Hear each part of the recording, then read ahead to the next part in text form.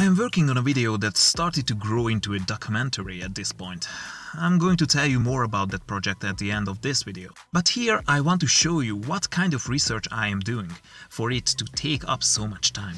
So in short, I collected some screenshots and references for my video and something caught my eyes. My main topic is sexism in video games. So I stumbled upon the Wikipedia page Gender Representation in Video Games, which had this statement. A 2008 study found that males reported playing more violent video games than females. This exposure was negatively correlated with men's certainty in their judgments when presented with scenario of possible sexual harassment, selected for its ambiguity. The exposure of violent video games was also correlated with attitudes supportive of rape. Well, that's a strong statement. And sadly, I see too many times when people say a study found, it's usually a false statement. Don't get me wrong, I'm not saying that the statement is necessarily false, but one study is not sufficient evidence. The way how it works is that someone does an experiment and writes down their observation in a study. Later others review it, point out its flaws, and try to disprove or replicate its findings. This process is what we call the scientific method. So if a journalist finds an interesting study and writes an article about it, it's usually flawed, because the study itself is nothing without its replications. It easily can be outright false. So I checked out the citations and, surprise surprise, there's only a single study which is very flawed. So the study states this. A significant interaction indicated that men exposed to stereotypical content made judgments that were more tolerant of a real-life instance of sexual harassment. Blah, blah, blah, blah. Okay, it's maybe a little too scientific, but luckily, in another study, the same author gave an easier description of this experiment. Males exposed to advertisements featuring women portrayed as sex objects subsequently show greater rape-supportive attitudes. The study found a positive correlation between violent video game playing and endorsement of rape myths, including the myth that women secretly want to be raped and that sometimes women deserve to be raped. Furthermore, those who play more violent video games also endorse more traditional views of sex, such as the idea that men are more capable as leaders and professionals, while women deserve less freedom than men and are subservient to men. So in short, playing video games making you sexist. Now let's see how this experiment proves that. Spoiler alert, it doesn't. So the experiment was simple. The participants were shown pictures, the control group got ordinary images of congresspeople, and the experimental group got sexualized pictures from video games. And then got a questionnaire about how much they play video games, what genre they play the most. And they got a story about a sexual harassment case. After that, they were asked about how much they empathize with the victim and were questioned about rape myths. First of all, it is a well-documented psychological effect that seeing sexualized pictures make people more likely to believe rape myths in the short term. If it's hard to understand why, let me help you with an example. Let's say we get a group of people and ask them to rate 0 to 10 how much they agree with the statement. Men secretly like being kicked in the balls. Obviously, men will say, hell no, 0 out of 10. But women who just heard about how bad it feels would say, I guess not. 2 out of 10? Now let's say we show some of the participants a BDSM porn movie where a masochistic man is kicked in the balls but seems to be liking it. Now in this group the answer for men would be, Jesus, that guy is sick! That was painful to watch! -1! While women would say, well, he seemed to like it. 4 out of 10? Now this is the exact same effect of rape and sexual harassment. The same way as females don't have balls and therefore just guessing how men are feeling about it, so are men just guessing how women are feeling about harassment. But as I said, this was proven in the 80s, with a similar experiment when men were asked how much they believe that women enjoy getting raped, but some of them were shown hardcore porn before this. The effect was the same as in the ball kicking analogy, just in reverse. So back to the study.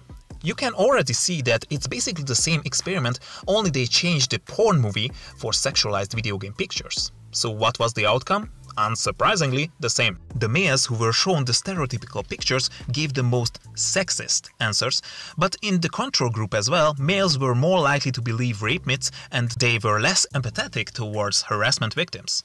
Again, it was proven in the 80s, so what's the difference? First of all, they did show that men are playing video games significantly more than women. Men are playing 7 hours a week on average, and women are playing 2. Also, men play more violent video games, like first-person shooters. So adding these data up, they did show that there is a correlation between video game time and sexist tendencies. Meaning that the more time one spends playing video games, the more likely they will have sexist thoughts. But, and it's a big but, did you catch the major mistake here? Okay, let me show you. On average, men spend more hours on playing video games than women. Meaning, if you order people by how much they play, you will divide them by gender. So the group of people which plays 0 to 2 hours a week will mostly be women. The group which plays 2 to 5 hours a week will be 50-50 men and women. And the ones who play more than 5 hours a week will be mostly men.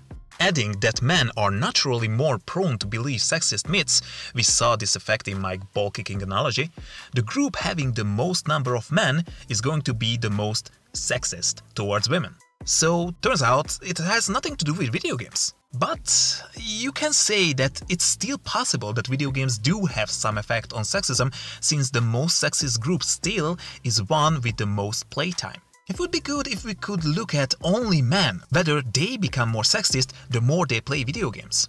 That would rule out the effect of gender differences. And you would be completely right. In fact, you are so right that the researchers did exactly that. They checked whether there is a difference based on how much they play within individual groups, like the males who saw the sexist pictures. And the result is... no. Yep, they literally proved that playing with video games did not affect the sexism level of the participants at all. The only factor which caused the differences is the participants' gender. Then how the hell can they claim that this study proves video games are causing sexism? Well, this is what the study says. Results indicated no significant effect of violent video game exposure either on sexual harassment judgment or on rape supportive attitudes. However, the other results reported above remained essentially unchanged. What they're referring to here is the flawed measure where they organized the participants by game time. Yep, this obviously false measurement, which was literally disproven by the next measurement, is the basis of the claim that video games are causing sexism. How is it possible that a scholar makes so basic a mistake like this? I mean, you just need to have common sense to understand that the statement is completely false. Well, it's because of political bias. The study describes what research they are trying to build on, and they included statements like this. Burt's classic work on rape myth acceptance raised consciousness about how cultural myths support rape. Burt said that rape is the logical outcome of a patriarchal social structure. In a sense, rape myths are cognitive justifications for sexual aggression that create a climate that allows rape to occur. The theme that emerges from these theories is one of a social hierarchy when masculinity is hegemonic, where men dominate and women are subjugated. When the media presents demanded images of women, they encourage the use of power against women. That can mean physical or sexual aggression. Recently, a study conducted a meta-analysis investigating the theory that the patriarchal structure of society supports sexual violence against women. Yes, if it wasn't obvious enough already, this paper is written by feminists. And this study tried to show how video games are adding to this patriarchal system that encourages and supports rape. So when they found something even remotely pointing in that direction, they used it as proof for their agenda. That itself would not be a big problem, because as I said, a study itself is nothing without its replications. But the problem comes when the reviewers are from the same political group making the same biased mistakes. This is why we can see this sentence in many articles, including Wikipedia, citing this study as proof for sexism in video games. But before you get angry, I have good news for you. You see, many scientists found similar issues with biased studies, and it caused some changes around the topic of video game violence. In 2020, in Current Opinion in Psychology, there was a great article about this issue which stated this: the impact of aggressive video games on aggression and violent behavior among players, particularly youth, has been debated for decades. In recent years, evidence of publication bias, questionable researcher practices, citation bias, and poor standardization of many measures and research designs had indicated that the false positive rate among studies of aggressive video games had been high. Several studies have undergone retraction. Increasingly, evidence suggests that aggressive video games have little impact on player behavior in the realm of aggression and violence. Nonetheless, most professional guild policy statements have failed to reflect on these changes in the literature. Such policy statements should be retried or revisited lest they misinform the public. And this article is citing the study we saw as one of the bad examples. So now, there is an increased pushback by scientists who re-examined these biased studies and concluded that video games do not cause violence, nor violence against women. So don't be afraid, these studies slowly but surely are being pointed out and retracted. So maybe in a couple of years you can blow up demon heads with a shotgun without people calling you a sexist psychopath. I wish we were already there.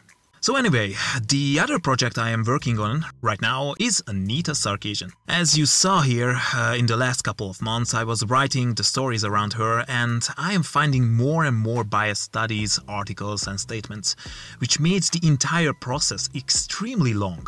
Just look at this video. I literally just wanted to take a screenshot from Wikipedia for my video, and I found myself reading social studies experiments trying to prove rape culture. But whatever. Thank you for watching.